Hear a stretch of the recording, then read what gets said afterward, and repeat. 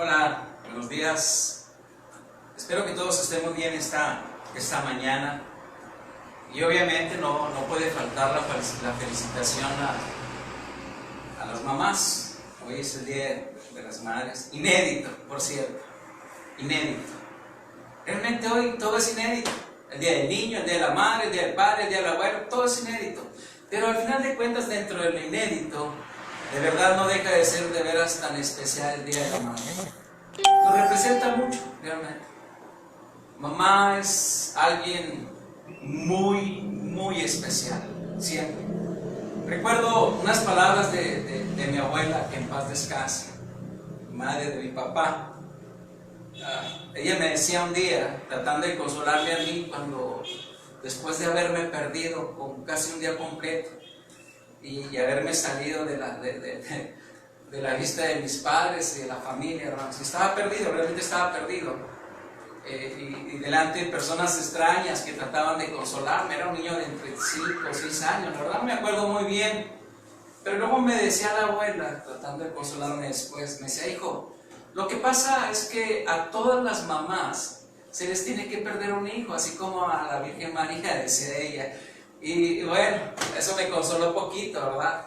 Que así como el Señor Jesucristo se les perdió de vista a María y a José a la edad de 12 años, bueno, y andaban todos los dos desesperados por tratar de encontrarlo, así también le pasó a mi madre y a mi padre, también conmigo, a esa edad. Pero al final de cuentas solo es una pequeña anécdota. Pero, ¿saben una cosa? Quiero agradecerle a Dios por las mamás de este día. Bueno, aquí está mi esposa Rosalba. Felicidades, amor. Dios te bendiga en este día. Muchas felicidades. Gracias a Dios por esos 2 hijos que me regalaste, que me diste. ¿Saben una cosa? Es muy representativo el ser madre. Creo que dentro de la creación, cuando Dios dice: hagamos al hombre a nuestra imagen y semejanza, y dice la palabra, varón y hembra los crió, pero es a la mujer a la que le dio la facultad de replicarse, de manifestarse. Dice la palabra que fuimos creados a imagen de Dios, y todas las demás especies se multiplican, pero ninguna de ellas realmente replica la imagen de Dios como la hace la mujer. Así es que es una grande bendición para las mamás poder replicarse en sí mismas 1, 2, 3, 4 veces, 10 veces, 11, 15 veces. Muchas mamás son muy prolíferas en eso. Y es una bendición porque vez tras vez, de veras replican la imagen del Dios eterno en los hijos. Así es que sí es una grande bendición para la mujer ser madre. Sí es una grande bendición los vientres fértiles, los vientres bendecidos. Felicidades, Dios bendiga sus vidas, Dios sea con ustedes. Y hay un versículo que quiero leer antes de entrar a la oración. No es el tema que voy a tratar, solo quiero recordar las palabras de una mujer agradecida con Dios. Dice en Lucas capítulo 1, en el cántico de María, la madre de Jesús. Entonces María dijo: engrandece mi alma al Señor, y mi espíritu se regocija en Dios mi Salvador, porque ha mirado la bajeza de su sierva. Pues he aquí, desde ahora me dirán bienaventurada. Y no es una bienaventuranza para la mujer cada vez que al final de cuentas se festeja este día, cuando el hijo, la hija llega y la bendice, la saluda, la abraza, le dice que la quiere. Bueno, hoy muchas madres de familia no van a recibir a la visita de sus hijos, pero quién sabe, usted sabe cómo es el pensamiento del hombre. Así es que mamás, un abrazo, muchas felicidades. Qué bueno que tuvieron la virtud de ser madres, qué bueno que sus vientres fueron fértiles, qué bueno que pudieran tener hijos, qué bueno, pero también por aquellas madres que adoptaron, por aquellas que eligieron tomar a un hijo y procrearlo como de sí misma. Al final de cuentas, sobre ellos también vierten mucho de lo que son, el amor, la compasión, la misericordia, la justicia, la bondad que puede ver en el corazón de una mujer. Felicidades, muchas felicidades a todas las mamás, de veras, que este día se la pasen muy especial. Y aquellas que a la distancia pueden estar tristes por la añoranza de un hijo, de una hija que no están hoy. Bueno, déjenme les digo algo. Nuestra esperanza está puesta en el Señor.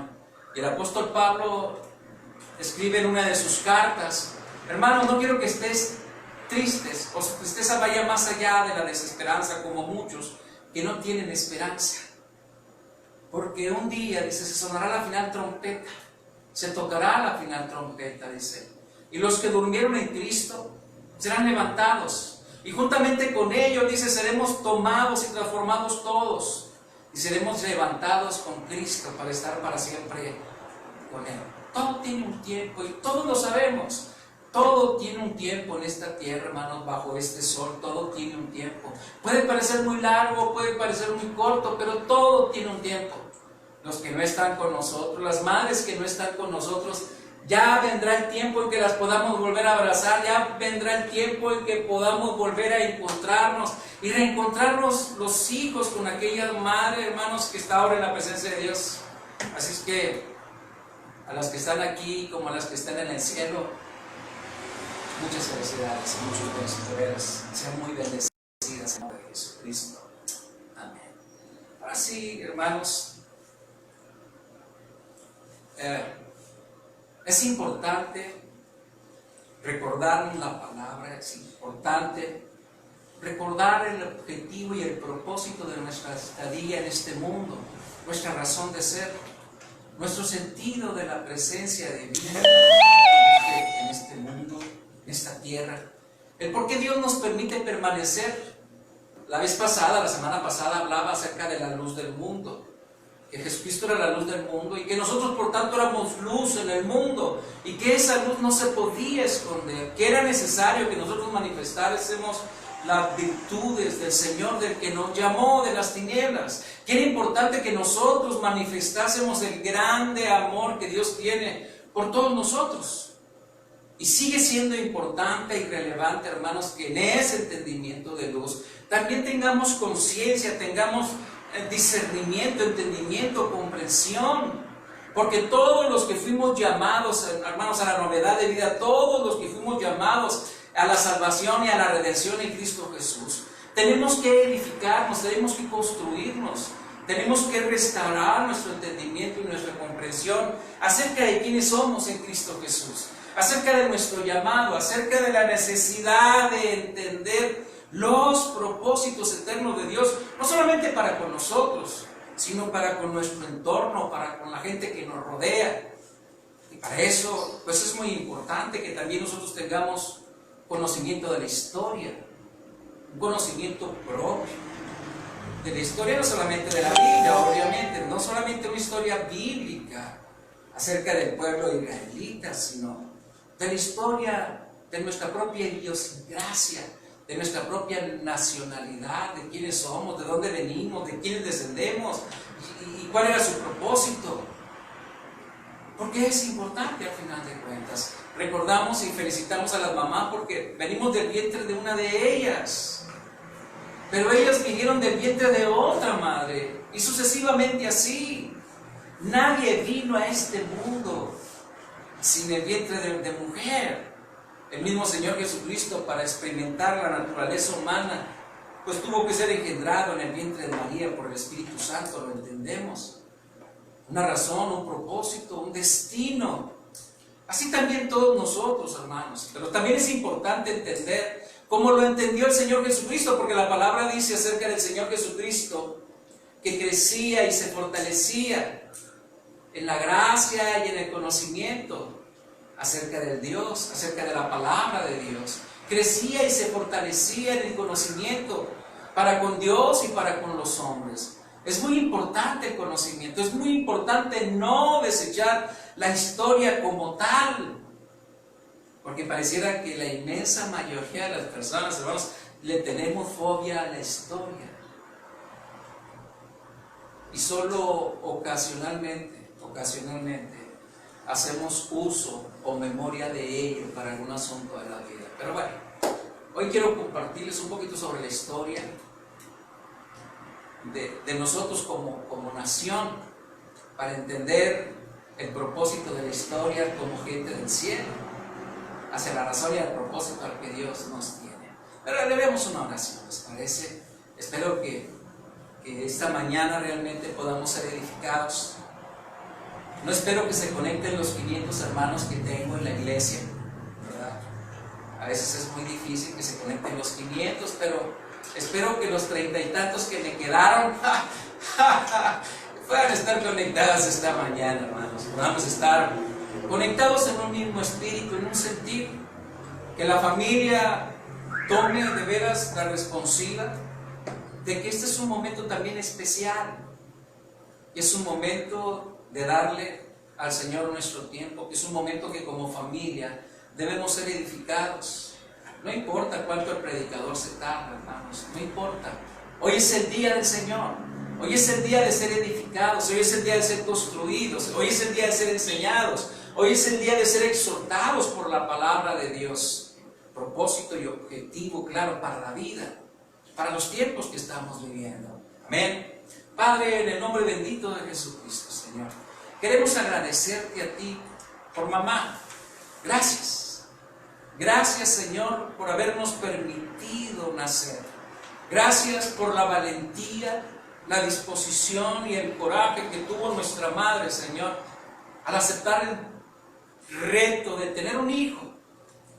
No es tan sencillo como parece, Señor. A veces solo lo simplificamos porque es natural que la mujer tenga hijos, Señor. Pero es algo tan especial y al mismo tiempo tan peligroso para la mujer, Señor. Porque al final de cuentas todo conlleva, Señor, al riesgo. Gracias. Gracias por el valor y el coraje de nuestras madres, Señor. En su determinación de llevar durante 9 meses en su vientre, Señor, a su pequeño o a su pequeña, soportando, sufriendo, parodiando. Pero gracias, porque al final de cuentas espero, Señor, que en el final de la vida, que en el transcurso de la vida, que en el principio de la vida de ser madre, Señor, encuentre la satisfacción a todo ese tiempo, Señor, de cargarme el bien, a todo ese tiempo, Señor, de día tras día tras día, Señor, de cuidados, de atenciones, de educación, Señor, para con los hijos, de enseñar los valores y el respeto, Señor, porque es de ella de quienes la inmensa mayoría mamamos la educación y el amor y el afecto y el respeto, porque es de nuestra madre, Señor, quien tomamos mucha cultura hacia la relación, Señor, hacia el respeto del Padre, Señor, hacia el amor a los hermanos, hacia el amor a la familia. Muchas gracias por la madre, Señor. Muchas gracias por todas aquellas mujeres, Señor, que en sus vientres formaron vida, Señor. Muchas gracias por todas aquellas mujeres sufrientes, dolientes, Señor, en el encauzar a sus hijos. A ti damos la gloria por ellos, Señor. Muchas gracias. Muchas gracias por el Espíritu Santo en nuestras vidas, Señor, que nos hizo nacer por ti, Señor, y para ti, para hacernos tus hijos. A ti damos toda la gloria, la honra, la alabanza y la adoración, porque tú eres digno de ser alabado y de ser bendecido por todos nosotros, en el precioso nombre de Jesucristo. Amén y amén, Señor. Gracias. Amén. Quiero leer en el Evangelio según San Lucas una palabra que dice el escritor Lucas, precisamente. Y la dedicatoria a quien le escribe el Evangelio y su propósito, obviamente. Dice así, Lucas capítulo 1, Evangelio según San Lucas capítulo 1, dice, versículo 1, puesto que ya muchos han tratado de poner en orden la historia de las cosas que entre nosotros han sido ciertísimas, tal como nos los enseñaron los que desde el principio lo vieron con sus ojos y fueron ministros de la palabra, me ha parecido también a mí, después de haber investigado con diligencia todas las cosas desde su origen, escribírtelas por orden, oh excelentísimo Teófilo, para que conozcas bien la verdad de las cosas en las cuales has sido instruido. Esa es maravillosa. Casi pocas veces nosotros dirigimos nuestra atención a un comentario o a una dedicación como esta. Las cosas que han sido ciertísimas entre nosotros, pero que es importante buscarlas desde su origen, desde su principio, desde su nacimiento, porque es importante, porque es allí donde se edifica la vida. Hay una palabra del apóstol Pedro en su segunda carta cuando dice: hermanos, añadir a vuestra fe virtud. Tiene un objetivo, tiene un propósito, tiene una razón. Porque quiere llevar, hermanos, al oyente hacia una idea, hacia una razón de ser, hacia la fe. ¿Pero la fe de qué? Y aquí el escritor Lucas, el doctor Lucas, porque es un doctor, está escribiendo el Evangelio, tiene un objetivo. Tiene el objetivo de este estudio bien trazado, bien establecido, bien oído, bien escuchado, bien discernido, diligentemente preparado, bien estructurado, para instruir, para educar, para construir a aquellos que tienen la intención de conocer las cosas que le antecedieron, o las cosas en donde ellos han puesto su fe. Y les decía de la historia es maravillosa. Estaba recordando un poquito la historia de esta nación, hermanos, y recordaba una palabra que desde niño siempre escuché y hasta nuestros días se sigue escuchando: la madre patria. ¿Usted sabe quién es la madre patria? Si lo sabe, pregúntale a su niño si sabe cuál es la madre patria. O pregúntale a su esposa si sabe quién es la madre patria. O pregúntale a tu esposa, a tu marido, si sabe quién es la madre patria. ¿Quién es la madre patria para ti? Bueno, me acuerdo en aquellos años cuando era niño, hermanos, casi todas las películas hablaban de la madre patria. ¿Y usted sabe quién es la madre patria? ¿No sabe? Pues pregunte, investigue, indague. Porque yo meditaba al respecto, hermanos, acerca de la madre patria, que es España, y lo pongo entrecomillado, porque la madre patria solo es de los españoles. Y muchos españoles vinieron a radicar en México, y muchos españoles, hermanos, vinieron a la conquista de esta nación, de estas tierras, de estos pueblos. No es la madre patria, con todo respeto lo voy a decir, España, la que parió esta nación. No, esa nación parió españoles, hombres y mujeres nacidos allá, hermanos, que vinieron a la conquista de estas tierras, porque aquí ya había patria, aquí había naciones o había pueblos indígenas, si usted quiere llamarlos, como usted quiera llamarlos, toltecas, mixtecas, bueno, traían un montón de números, de nombres acerca de las tribus existentes entonces, ¿me entiende? De los zapotecas, de los mayas, pueblos sabios, pueblos entendidos, hombres de cultura, y de cultura a su propio nivel, si ustedes quieren. Hombres, hermanos, que tenían el entendimiento del trazo, de la construcción, de la edificación, de la sociedad, porque se agrupaban en sociedades, se agrupaban en ciudades, en aldeas, en pueblos, comerciaban, traficaban, eran naciones en un crecimiento, ustedes quieren, regional. Pero la historia nos dice que los de la madre patria vinieron a darle cultura a los salvajes, porque así es como nos presentan la historia de nuestros ancestros, como salvajes, como gente retrógrada, como gente sin entendimiento y sin comprensión, que tenía que ser educada, que tenía que ser construida. Y ellos vinieron. Y a mí me llama mucho la atención, hermanos, meditaba un poquito al respecto, porque decía, y si eran tan salvajes y tan malvados y tan cruentos, y se comían el corazón de los demás y que hacían muchas salvajadas, porque esa es la historia que me contaron, al menos en el tiempo que yo alcancé a ir a la escuela. Esa es la historia que he leído y releído por mucho tiempo. Y yo, a la distancia de los tiempos, hermanos, me pregunto, ¿y si eran tan salvajes? ¿Por qué fueron dominados tan fácilmente? Pero estoy seguro que el engaño, la triquiñuela, fueron factores, hermanos, para esclavizar, y sí lo puedo decir con toda libertad, esclavizar a estos pueblos florecientes, hermanos, con su propia cultura, con su propia grandeza, con su propia idiosincrasia, con sus propios dioses, si quieren. Los esclavizaron, los hicieron sus esclavos y les adoctrinaron por mucho tiempo, hermanos, por mucho tiempo. Su inferioridad ante los conquistadores, ante los grandes españoles.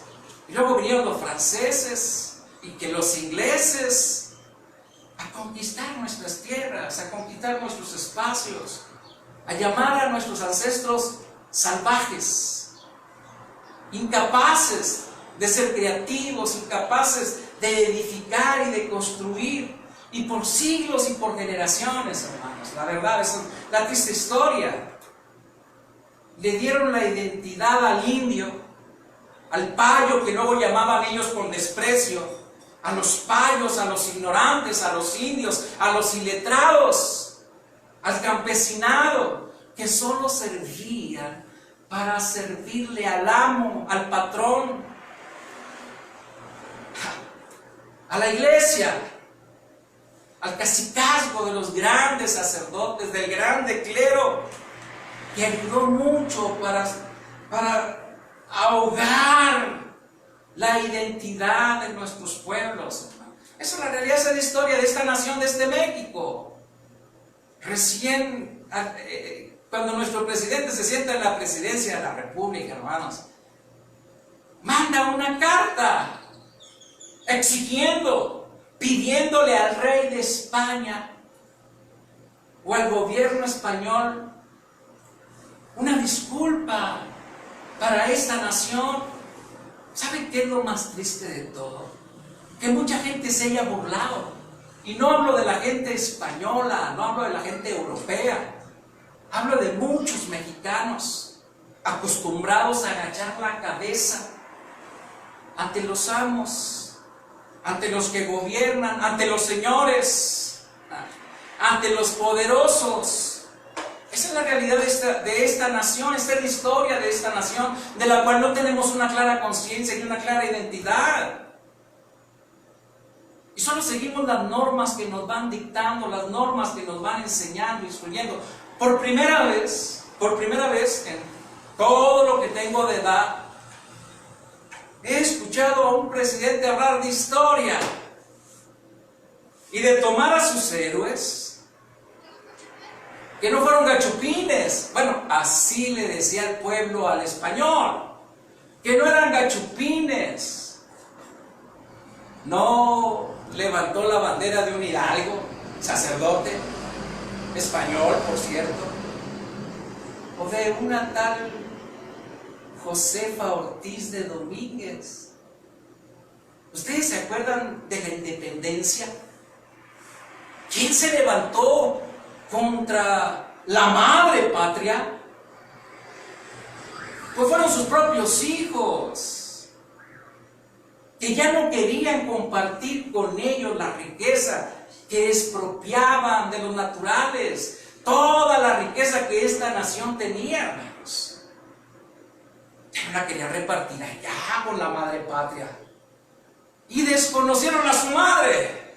¿Y sabe qué?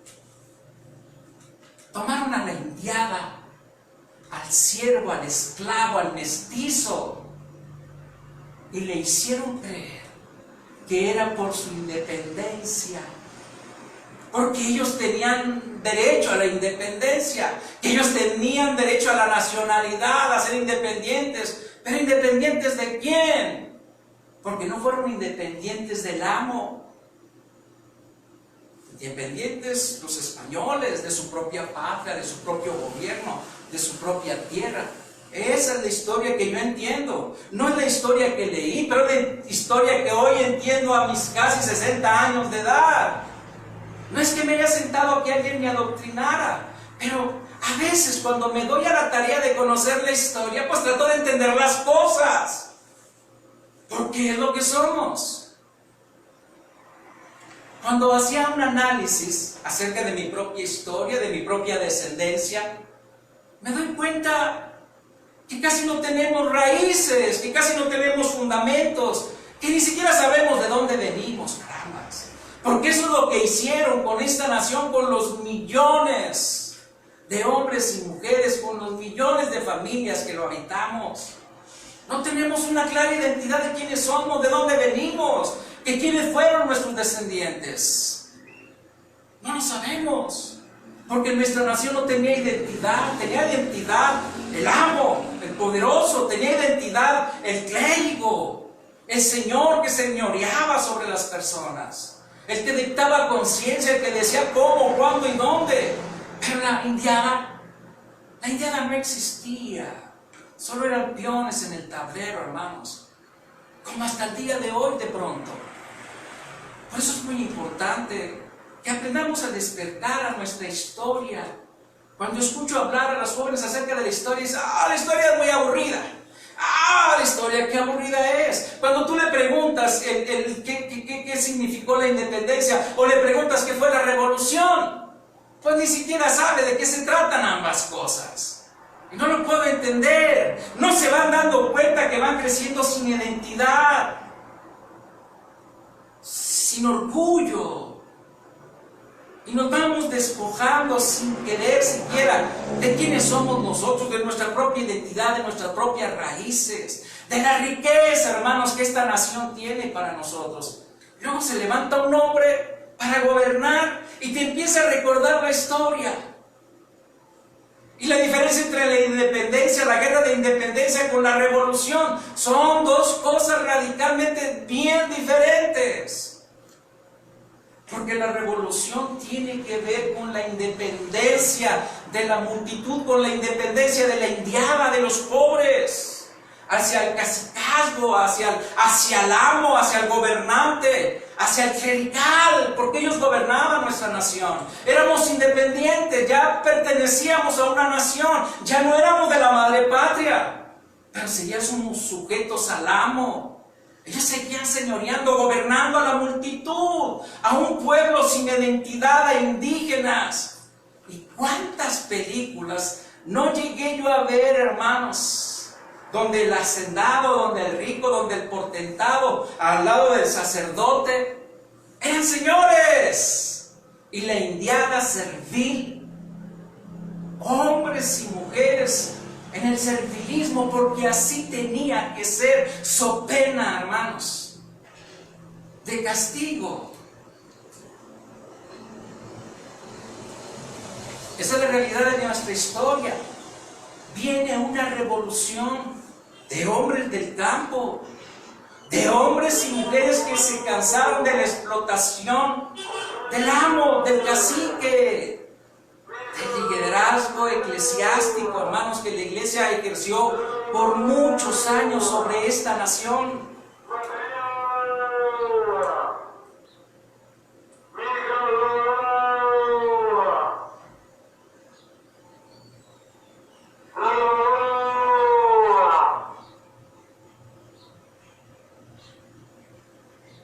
Esos son lamentos del infierno, hermano, no les haga caso. Por muchos años, por cientos de años, se cansaron. La independencia fue para independizarse de España. Los gachupines, los españoles, los poderosos, los señores de la tierra, hermanos. Los latifunditas, yo no sé ni siquiera qué es eso, pero voy a repetir porque se escucha bien. Los gobernaron entonces y tomaron a la indiada que le pertenecía, que habían comprado desde los días de la conquista. Y pelearon su independencia, hermanos. Y fueron independencias de la grande España. Pero ellos, porque mantuvieron sus jerarquías, pero jamás recompensaron al hombre, jamás recompensaron a la mujer de aquí. Jamás le dieron su derecho y su posición. Siempre lo mantuvieron al margen de la riqueza y de la bendición, carambas. Viene la revolución. Hombres, mujeres, de la indiada de los pueblos, cansados, hermanos, del oprobio en que los mantenían los amos. Se levantaron hombres y mujeres valientes, dispuestos, entregaron sus vidas por los demás. Esos fueron los que realmente nos dieron patria. Pero son a los que no les hacemos fiesta, hermanos. Hacemos un desfile, hermanos, de hombres guarachudos, de mujeres guarachudas con sus trenzas, con sus carabinas, como gente inconforme en la vida. Pero no hacemos una fiesta, no aventamos cuetones a lo alto, no hacemos ferias. Cuando eran los gachupines, no era un hidalgo, hermanos, con su estandarte. ¡Viva la patria! ¡Vivan los héroes que nos dieron patria! Esa es nuestra historia. Se levanta un hombre que nos dice: la verdadera historia de esta nación comienza en la revolución, porque hombres y mujeres como nosotros, del pueblo, se levantaron para pelear por sus derechos, se levantaron para exigir la riqueza que tenía que ser repartida entre todos, y para todos y por todos, y muchos ofrendaron sus vidas, hermanos. No solo fue de palabra, muchos quedaron sembrados en los campos, en las grandes guerras que se sucedieron, hermanos. Esa es la historia de esta nación que yo entiendo, no la que me han platicado.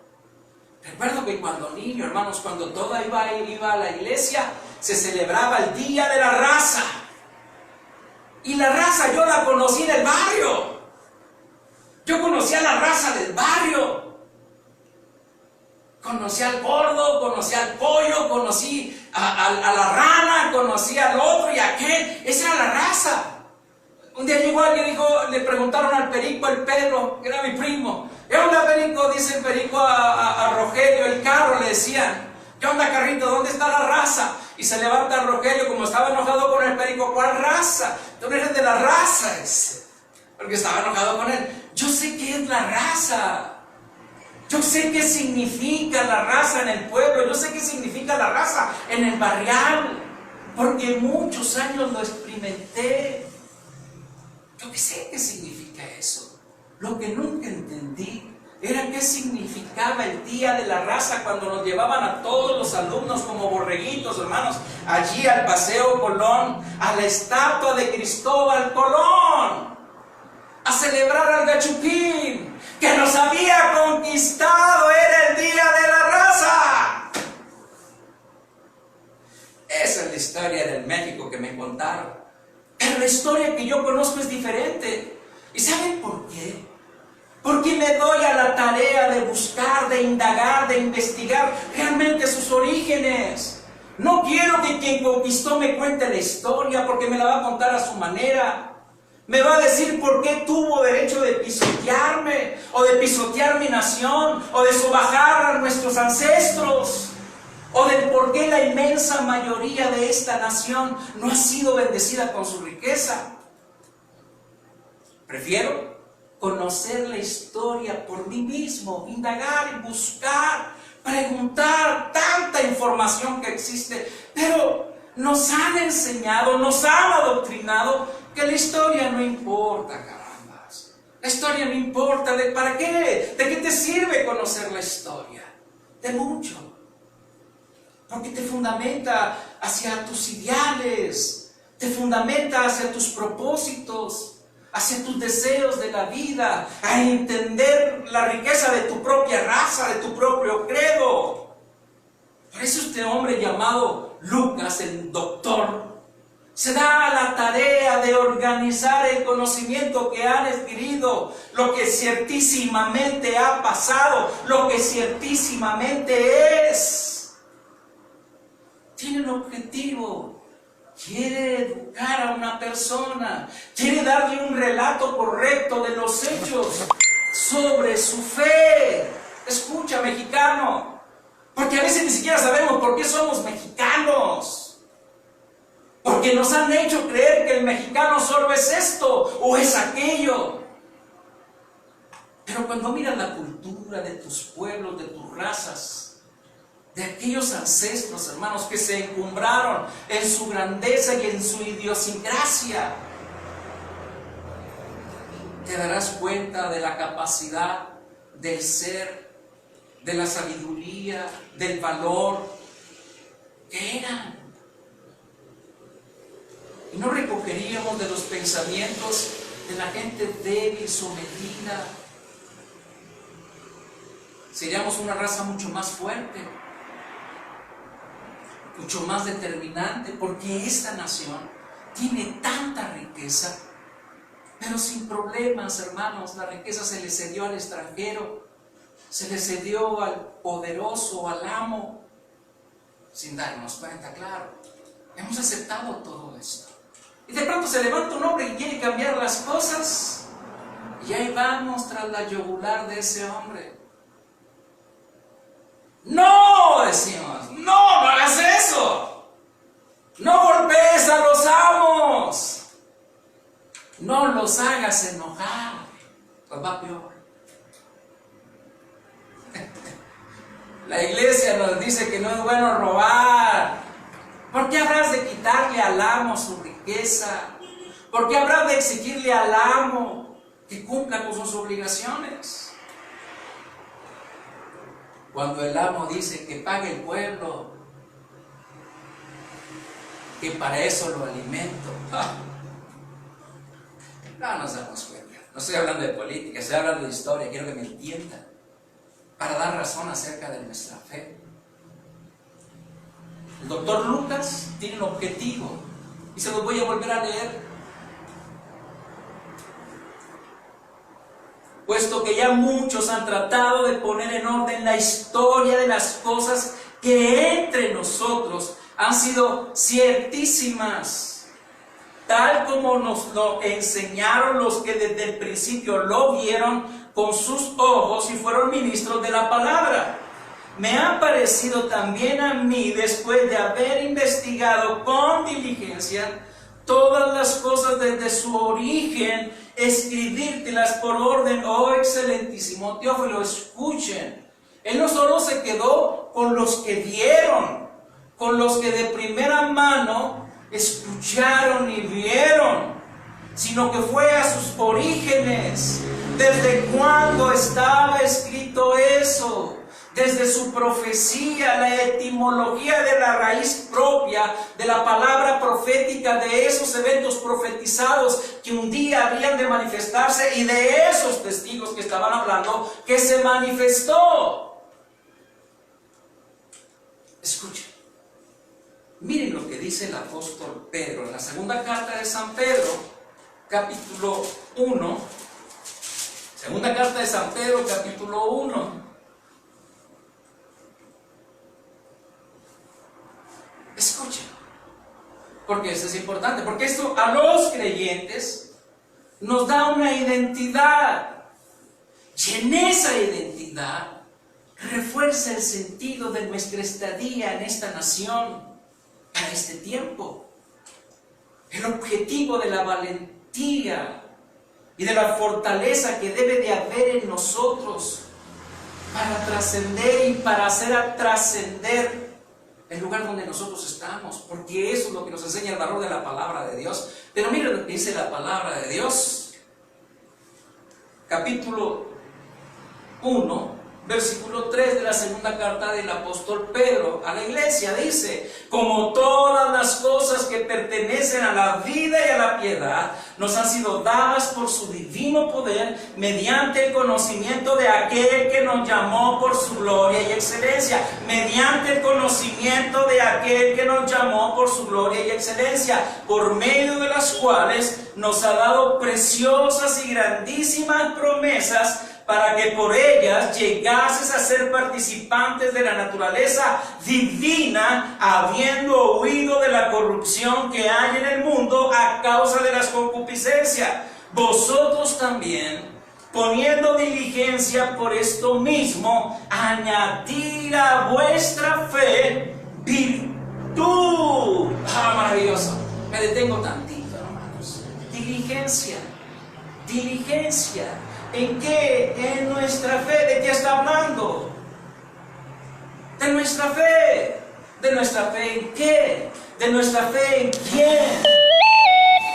Como hombres y mujeres de fe, como hombres y mujeres de una nación, tenemos que estar determinados en nuestras convicciones, en la fortaleza de nuestros deseos, de nuestros anhelos, de nuestra confianza.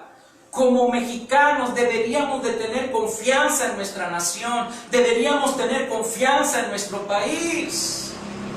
Deberíamos de estar firmes, convencidos. ¿Por qué tener confianza en nuestra nación? ¿Cuántos de nuestros hermanos han tenido que emigrar? Porque esta nación no tenía para ofrecerles. Pero la gran realidad, hermanos, que mientras muchos migraron para tomar algo de otra nación, gente de otras naciones vinieron para tomarlo todo de esta. ¡Qué absurdo! Tenemos que entender la fe. Ahora hablemos de la fe en Jesús, hablemos de la fe en Dios. ¿Cómo nos relaciona con nuestra realidad, con nuestra estadía en esta nación, con nuestro propósito de existencia, de vida? Y dice, añade a tu fe virtud. ¿Qué significa esto? Congruencia. Una congruencia correcta de tu fe. ¿En qué has puesto tu confianza? ¿En qué confías? ¿Por qué confías? ¿Para qué confías? ¿Qué realmente tú estás confiando? ¿Por qué crees en Él? ¿Por qué has puesto tu confianza en el Mesías, en el Cristo?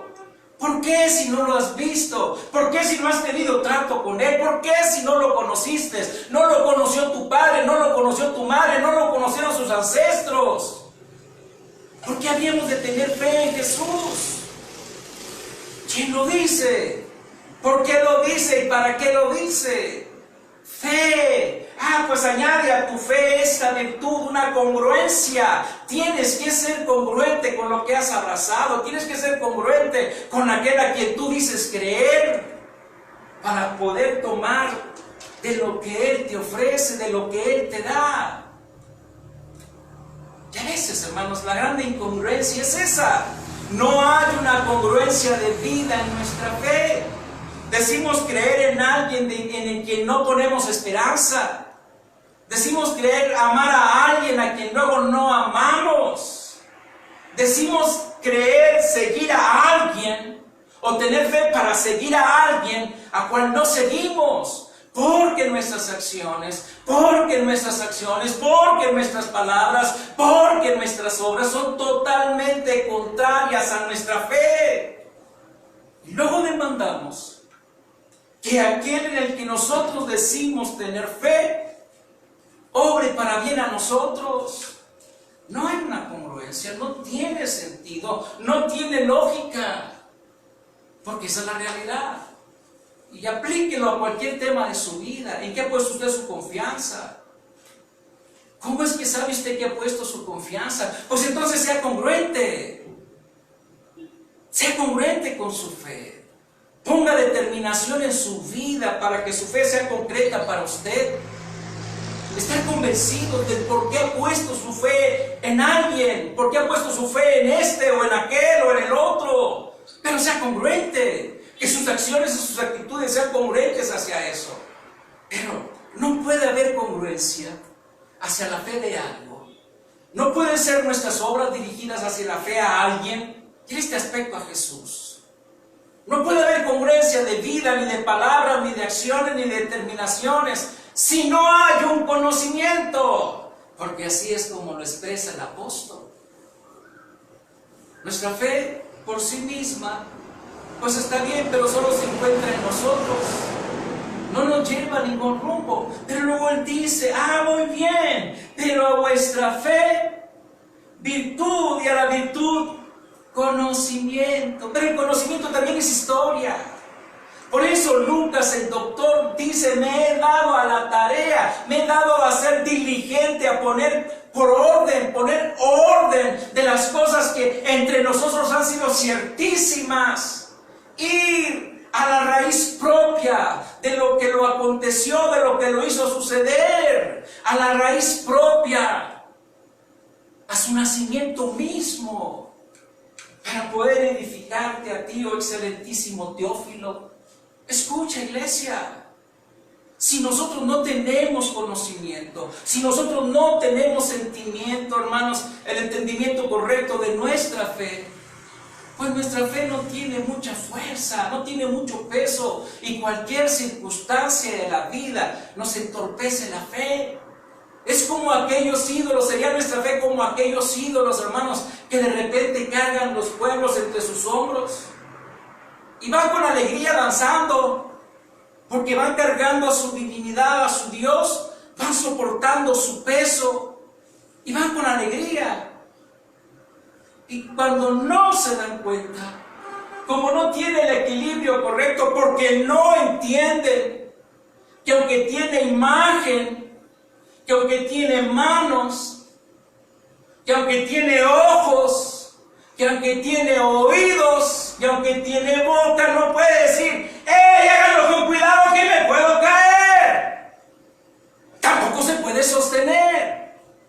Y en el movimiento, hermanos, en el movimiento de las gentes, en el danzar de las gentes, cargándolo aquí, hace el vaivén, en algún momento se caerá. Si esa gente tuviera el entendimiento correcto, entendería que no puede cargar a su Dios y moverlo de su pedestal porque puede sufrir un accidente. Él lo entendería, pero no lo entiende. No tiene discernimiento porque no profundiza en su fe. Pero nosotros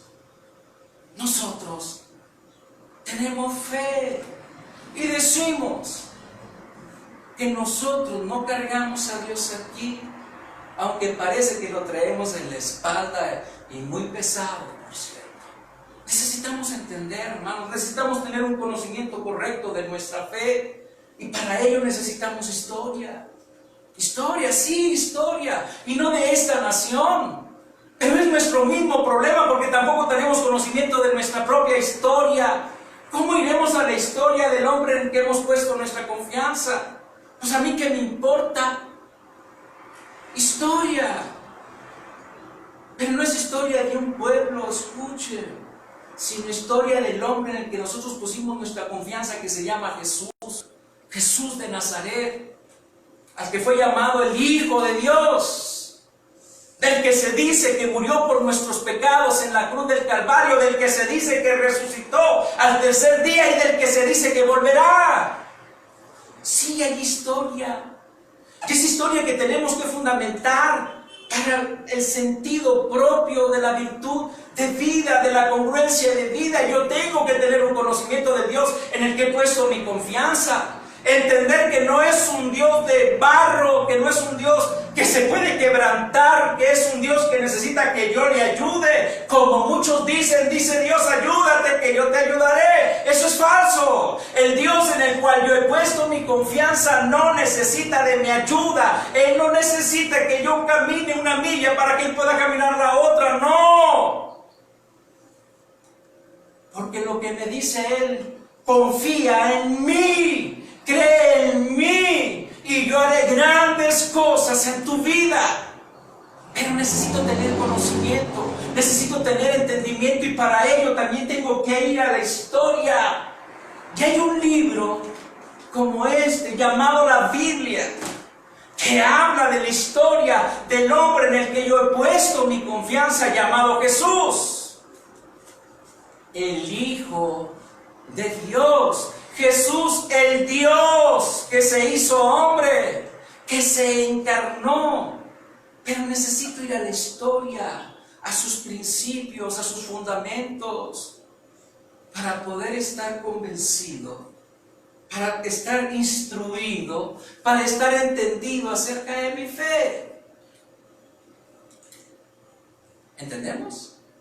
No es que si te gusta la historia, es como tú tienes necesidad de conocer la historia para fundamentarte en la convicción de ese hombre llamado Jesús. Pero no solamente tú, sino tú y tu casa. Porque la demanda es esta: cree en el Señor Jesucristo, tú y tu casa.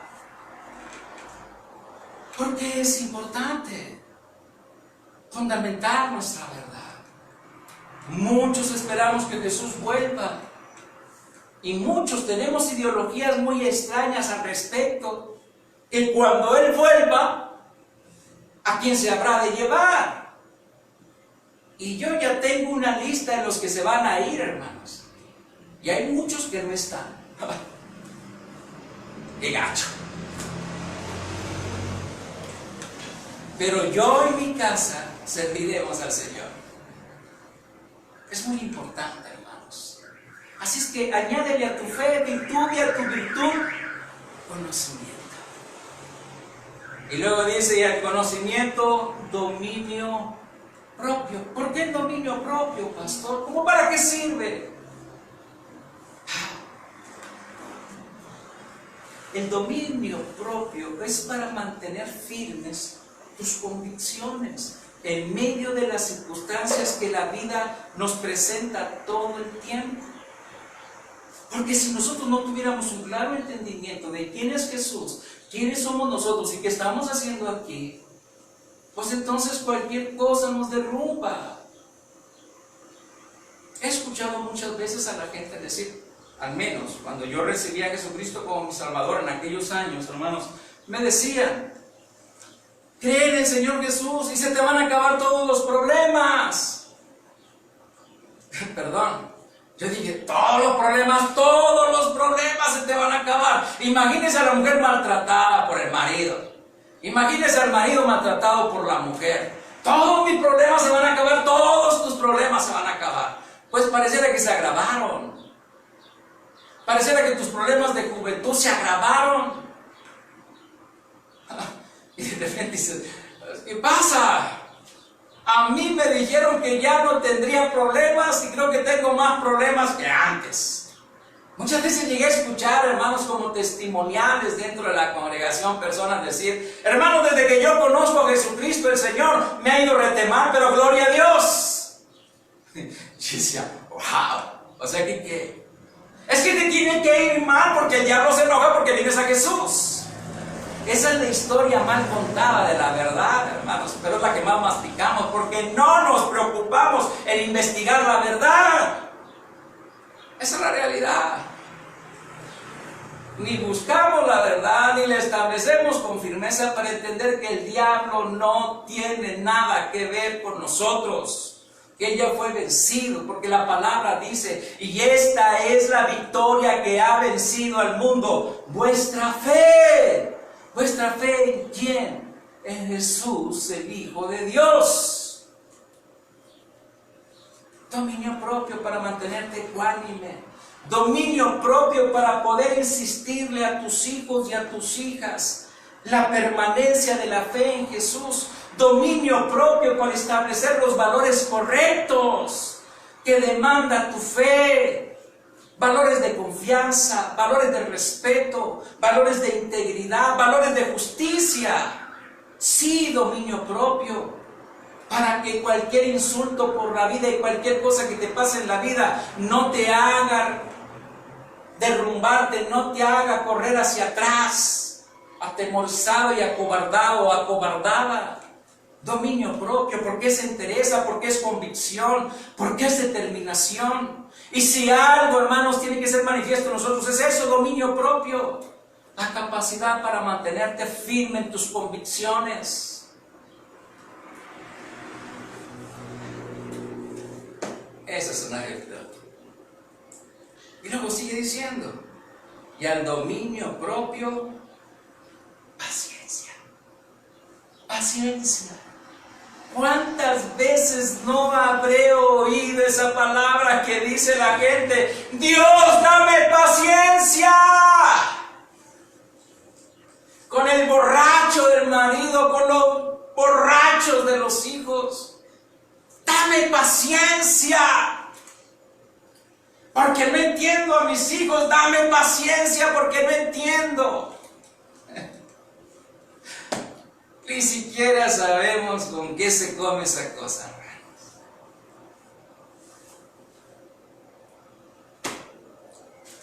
No lo entendemos.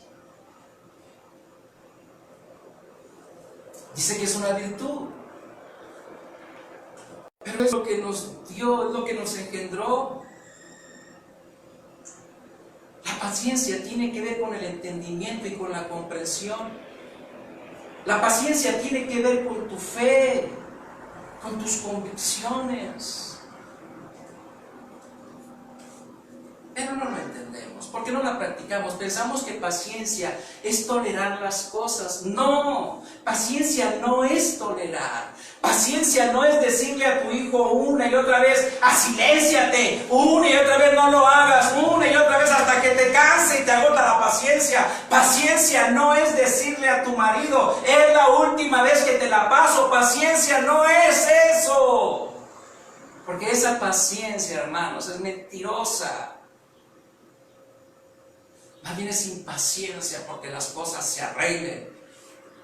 La paciencia tiene que ver con tu esperanza, con lo que tú esperas que suceda, con los cambios radicales que crees que en el que has puesto tu confianza opera en la vida de los que amas. Paciencia para ver manifestada, hermanos, tu petición, tu deseo, tu anhelo pedido a Dios respecto a los que amas. De ver a un marido transformado, de ver a una esposa transformada. No, hermanos, sujetados a nuestros pies o a nuestro arbitrio, sino transformados sus corazones, sus mentalidades, sus objetivos de la vida, sus prioridades, sus valores, sus afectos. Y eso lo hace Jesús. Claro que lo hace. Porque va tocando el corazón, porque va transformando nuestras vidas. Eso significa conocimiento, eso significa fe, eso significa congruencia, eso significa paciencia, eso significa dominio propio. Mirar cómo la vida de la gente que amamos está siendo transformada. Puede que sea lento, pero no importa. Porque la verdad es que llegará a su término, porque la palabra dice que el que comienza la buena obra también la termina. ¿Y cuántas vidas transformadas no he visto? Así de la noche a la mañana. Hombres y mujeres arbitrarios, egoístas, malvados, cruentos, amadores de sí mismos, no han transformado sus corazones en un instante, porque quien les amaba les suplicó al Dios del cielo que por amor a Jesús su Hijo hiciera una obra en ellos, y fueron transformados. Eso es paciencia, hermanos. No la paciencia para tolerar las tonterías de la vida. No la paciencia para tolerar al que te agrede, al que te ofende. Párate y con dominio propio pon orden. Párate y con dominio propio establece las reglas. Establece tus puntos. Eso no tiene que ver con la paciencia. No le puedes decir a tu hijo o a tu hija que no lo haga 1000 veces hasta que colma tu paciencia y luego lo golpeas. Por eso hay tantos fracasos en la vida, hermanos. Por eso no avanzamos en la vida. Por eso no trascendemos, porque perdemos la paciencia y abandonamos todo propósito. Pero abandonamos todo propósito que nunca comenzamos. Porque teníamos paciencia esperando a ver cuándo las cosas se cambiaban, a ver cuándo sucedían las cosas. Eso no es paciencia. Eso es intolerancia de actitud de uno mismo. Paciencia tiene que ver con las promesas que hay en nuestros corazones, con la esperanza que hay en nuestras vidas. Y mientras se cumplen, caminamos, actuamos, hacemos, relacionamos, tenemos, compramos, vendemos. Eso es paciencia genuina. Esa es la verdad de Dios en nosotros. Así es que haya la paciencia, afecto fraterno. Recuerden, estas virtudes van encaminadas a algo, a las más grandes de las virtudes con las que Dios amó al mundo, el amor. Porque Jesucristo es la plenitud de todas las cosas, y todas las cosas son plenas en el amor que todo lo cree, en el amor que todo lo sufre, en el amor que todo lo espera, en el amor que nunca deja de ser, en el amor que no abandona, en el amor que no se alegra del dolor del otro, o de su afrenta o de su derrota. Ese es el objetivo de la fe, poner nuestra confianza en un Dios que nunca deja de amarnos a pesar de todo nuestras debilidades, a pesar de todo lo que somos o podemos representar. Ese es el objetivo del conocimiento de nuestra fe, de la congruencia de nuestra fe. Y luego dice el apóstol, tienes estas cosas, ahora añádele amor fraterno. Amor de hermano. Considérate. Considera al otro como tu hermano, como tu fratello. Considéralo como tu hermano. Pero no como aquellos hermanos con los que tenemos la guerra, hermanos. Porque hasta eso, hermanos, hasta eso, esa virtud de hermanos, se ha deteriorado en nuestros días. Porque perdemos la identidad. Perdemos la idiosincrasia de quienes somos. La idiosincrasia de familia. De la riqueza que representa la familia. Que representan los hermanos. Del respeto que nos merecemos. Del amor que como hermanos deberíamos de darnos. De efectuarnos. Del cuidado mutuo que deberíamos de tener. Ese es el amor de hermanos, no el amor que compite, no el amor que señala, no el amor que envidia ni que codicia, el amor de hermanos, el amor fraterno. Y puede que sea tu hermano en la carne o no, pero te habla de la realidad de ese amor que debe de unirte al otro. Esa es la congruencia de la vida, el ser hermanos como uno. El ocuparnos y el preocuparnos los unos por los otros. El mirar por las necesidades del otro como por sí mismo. Ese es el amor. Y dice, si no es suficiente, entonces el amor divino, el amor eterno, el amor de Dios, el amor que nunca deja de ser, el amor que todo lo cree, el amor que todo lo puede, el amor que sustenta la realidad, el amor que fortalece las relaciones. El amor que soporta el dolor y la tristeza, el amor que soporta la humillación y la vergüenza. Bueno, pues si todas estas virtudes están en ti y no escasean, no te dejarán estar sin conocimiento respecto de aquel en quien tú has puesto tu fe, porque todo es argumentativo, todo tiene que ser para edificación y para construcción. Pero hay quienes solo quieren tener fe sin virtudes. No se puede. Hay quienes solo pueden tomar la herencia sin la formación correcta de la identidad de quien eres. Así es una nación, así es una fe en Cristo, así es esta nación tan diversa, con tanta diversidad cultural, con tanta diversidad, hermanos, en su economía, con tanta riqueza. Así es el cuerpo de Jesucristo, una tremenda diversidad. Pero como uno solo, en una sola identidad, en una sola razón, en un solo propósito, en un solo destino. Esta es nuestra historia. Y nuestra historia como creyentes en Jesús está en Jesús. Y deberíamos de conocerla, deberíamos de saber lo que ciertísimamente es verdad. Vaya la redundancia del sentido. Las cosas ciertísimas que tienen que ver con nuestra fe puesta en Jesús, las cosas ciertísimas en las que hemos puesto nuestra vida para la edificación no solamente de nuestras vidas, sino la edificación y la construcción de nuestros hogares, para fundamentar nuestros valores en la espiritualidad de Jesucristo, en la verdad eterna de Dios, no en un pueblo llamado Israel, sino en el Mesías Cristo, el Hijo del Dios eterno. El que siendo Dios se hizo hombre y fue a la cruz y resucitó, y que un día volverá para tomarnos a Él mismo, para estar en su presencia por siempre y para siempre. Así que, hermano, conoce tu historia como mexicano, busca la verdad, ve tu historia, mira la riqueza de nuestros antiguos, de aquellos pueblos antiguos. Mira su capacidad y su intelecto y su sabiduría y su sapiencia. Mira cómo construyeron. Mira cómo edificaron ciudades. Porque esa es la realidad de nuestros pueblos. Esa es la realidad de esta nación. De hombres y mujeres valientes, de hombres y mujeres fuertes. Que luego, hermanos, fueron sometidos al arbitrio. Así es el diablo, hermanos, con la multitud de muchos creyentes hoy en nuestros días. Los quiere someter al arbitrio de la inoperancia, de la incapacidad. Los quiere someter al servilismo, de lo que ata, de lo que limita, a la ignorancia, a la incompetencia, a la incapacidad, al desamor. El Señor los reprenda, hermanos. porque Cristo Jesús nos ha hecho libres y nos ha dado vida y esta en abundancia para que seamos plenos. Así es que, muchas gracias. Muchas gracias en este día, hermanos,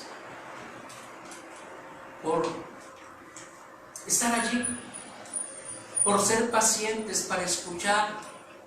Y solo les pido una cosa: no se conformen, busquen, investiguen. Hazlo por ti, hazlo por tus hijos o por los hijos de tus hijos. No dejes al arbitrio de los demás el conocimiento y el entendimiento de las cosas. Está en tus manos, porque Dios nos dio la capacidad, porque Dios nos dio la sabiduría, porque Dios nos dio la inteligencia, porque Dios nos dio su espíritu para conocer la verdad. Así que, muchas gracias. Y otra vez, mamás, muchas felicitaciones a ustedes. Gracias, y más cuando edifican a sus hijos en la verdad de Jesucristo. Gracias. Que el buen Dios que está en los cielos, Padre de nuestro Señor Jesucristo, les bendiga y les remunere en todo bien la dicha de haber sido madres. Bendiciones por sus hijos. Iglesia, gracias. Gracias. Que el Señor los siga bendiciendo, hermanos, en el precioso nombre de Jesucristo. Padre.